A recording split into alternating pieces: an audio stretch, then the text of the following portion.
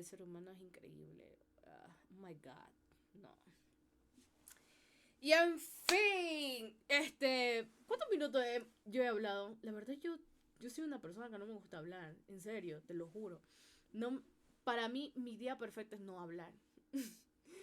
No hablar para nada. No es que yo sea antisocial, asocial, si sea asocial.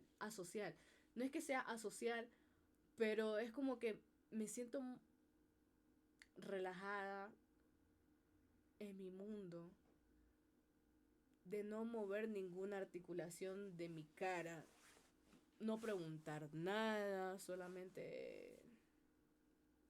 estar, solamente estar ahí.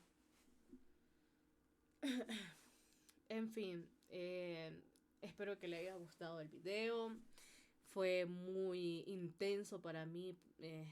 Ese tipo de cosas no me gusta hablar de los ex, pero hay que dar contenido.